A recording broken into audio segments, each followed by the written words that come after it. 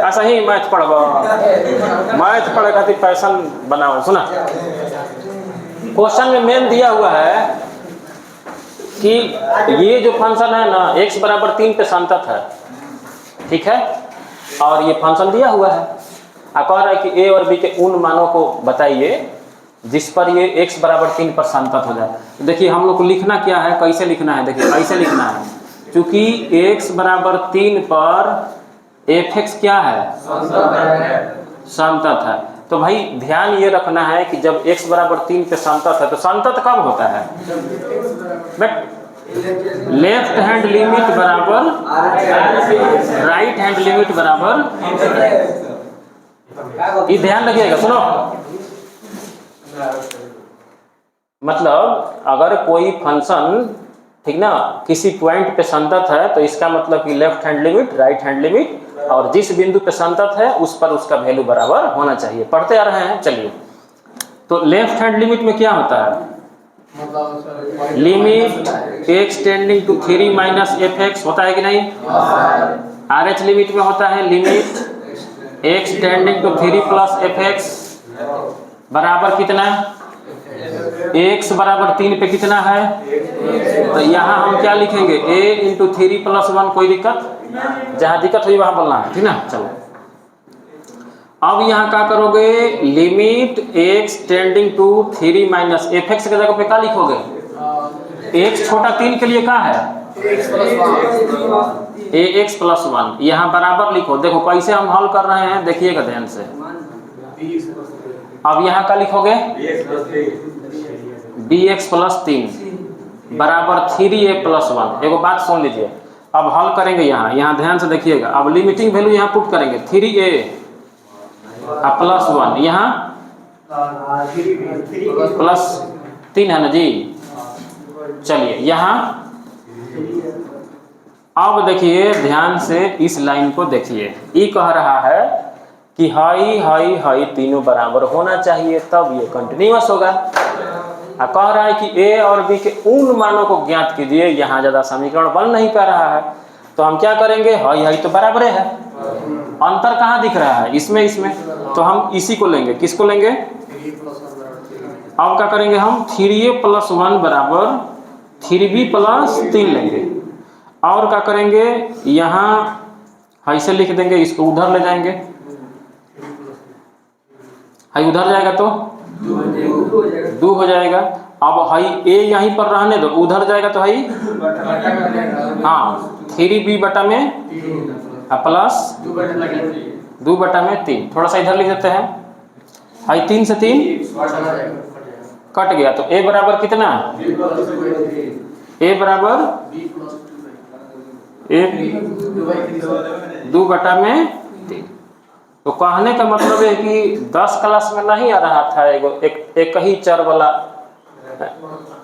एक चर वाला नहीं। जैसे मान लो कोई ऐसा समीकरण दिया हुआ है जिसमें 2 चर तो हैं लेकिन समीकरण एक ही है, और उसका हल निकालना चाहेंगे तो उसमें क्या करेंगे कि एक चर को बाएं साइड में रख देंगे और एक चर को दूसरे साइड में रख देंगे, और ये दिखाने का प्रयास करेंगे कि एक चर दूसरे चर के हिसाब में कैसे है, मतलब कैसे लिखा गया है।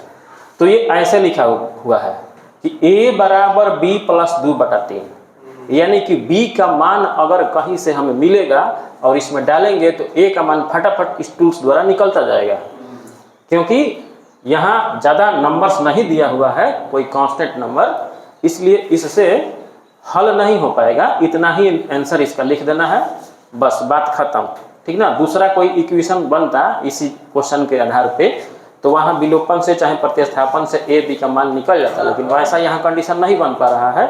इतना ही आंसर लिखना पड़ेगा। देख लीजिए कितना आ रहा है। एक नया टाइप का क्वेश्चन है 21 में, तो बताते हैं कि इस पर आप लोग कैसे इसको चेक करिएगा। हर टाइप टच करते हैं, एक दो क्वेश्चन और देखिए। 21 नंबर में एक क्वेश्चन दिया हुआ है, निम्नलिखित फलनों के सातत्य पर विचार कीजिए। मतलब आपको कंसीडर करना है कि क्या ये कंटिन्यूअस है कि नहीं है। तो इसके भी बनाने के 2 तरीके हैं। जैसे मान लीजिए कि हम पहला क्वेश्चन लिखे हैं f(x) बराबर sin x plus cos x, तो इसको बनाने के 2 तरीके हैं। पहला तरीका ये है आसान सा, उसको बोल देते हैं वैसे लिखोगे। मान लिया कि gx बराबर इतना और hx बराबर इतना, और gx संतत फलन है, hx भी संतत फलन है, इसलिए fx दोनों फलनों का क्या है, जोगफल है, इसलिए ये भी संतत होगा। एक ये तरीका है। इसको ऐसे भी चेक कर सकते हो कि कोई C बिंदु ले लो जो एकदम स्वच्छ अपने इच्छा से लिया गया हो और रियल वैल्यू हो, ठीक ना, और इसके डोमेन में ही हो, डोमेन से बाहर नहीं, ठीक ना। तो यहाँ इसको ऐसे भी बना सकते हो, लिखो ऐसे। मान लिया कि C एक स्वच्छ वास्तविक संख्या है जो fx के प्रांत में स्थित है। ध्यान दीजिएगा, fx के प्रांत में स्थित है। अब हम क्या लिखेंगे, इसी पर चेक कर देंगे, ठीक ना, सुनिएगा, इसी पर हम चेक कर देंगे। अब क्या करेंगे, c बराबर चेक करेंगे, x बराबर c पर ही क्या करेंगे, हम टेस्ट करेंगे, इसका जांच करके देखेंगे कि उस पर संतत है कि नहीं। थोड़ा सा मेथड चेंज करते हैं, इस पे क्या करेंगे, देखिए जिस पे चेक करना होता है उस पे मान तो निकालते हैं हम लोग, इसमें तो कोई दिक्कत नहीं है। लेफ्ट हैंड लिमिट में क्या करेंगे कि यहाँ हम ऐसे लिख देंगे, limit x tending to c, यहाँ लिखेंगे fx। अब थोड़ा सा बढ़ाएंगे और यहाँ लिखेंगे h टेंड कर रहा है 0 की ओर, और यहाँ करेंगे fc माइनस h। अब इस पे रखेंगे लिमिट h टेंडिंग टू 0। अब यहाँ क्या करोगे, sine c minus h cos c minus h। चलो भाई बढ़िया से लिख दो। अब देखिए इसको बढ़ाइए, बढ़िया से बढ़ाइए, लिमिट h टेंडिंग टू 0, इसको तोड़िए, sine c into cos h minus cos c into sine h। कोई दिक्कत, चलिए इसको तोड़िए, cos c into cos h plus sine c into sine h। ऐसे बनाओगे तो थोड़ा बेहतर लगेगा। अब सुनिए, अब लिमिट बैठा दीजिए, तो यहाँ क्या होगा, sine c cos 0 cos c sine 0 cos c cos 0 sine c sine 0। तो कॉस 0 का मान कितना होता है, तो 1 में गुणा करेंगे तो यही ना बचेगा, और साइन 0 का मान इसका 0 हो जाएगा, तो इसको छोड़ देते हैं। अब इसको कॉस c इंटू इसका वैल्यू 1 होता है, अब इसका वैल्यू 0 हो जाता है। तो देखिए इतना आ गया, समझ रहे हो बात। अब देखो हाई वाला बराबर हो गया, ठीक ना। अब RHL यहाँ लिख देते हैं, RHL में क्या करेंगे,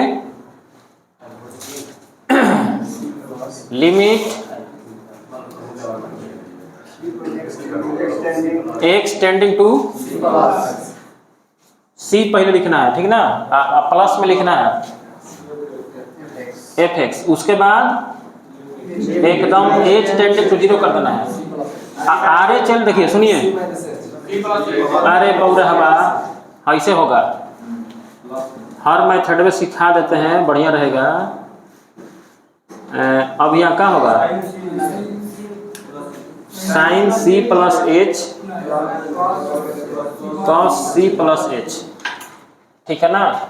कहने का मतलब ये है कि अगर हम बिना तोड़े भी रख देंगे तो क्या दिक्कत होगा, अगर तोड़ के भी रखेंगे तो भी उतना ही आएगा, और बिना तोड़े भी साइन c प्लस 0 रख देते हैं तो ज़्यादा दिक्कत नहीं होगा। ये क्या होगा, साइन सी प्लस कॉस सी, उतना ही होगा, ज़्यादा दिक्कत नहीं होगा। समझ रहे हो बात? ऐसे भी तोड़ सकते हो और ऐसे भी तोड़ सकते हो, दोनों बराबर आ गया। तो लिखोगे कि चूंकि लेफ्ट हैंड लिमिट बराबर राइट हैंड लिमिट बराबर एफ सी है, अतः x बराबर c पर एफ एक्स क्या है, संतत है। इसका मतलब ये हुआ कि हम c माने हैं कोई स्वच्छ वास्तविक संख्या जो उसके डोमेन में लाइज करता है, तो ये किसी भी उस मान के लिए ये संतत हो ही जाएगा, दिक्कत नहीं है। ठीक ना, बस काम खत्म।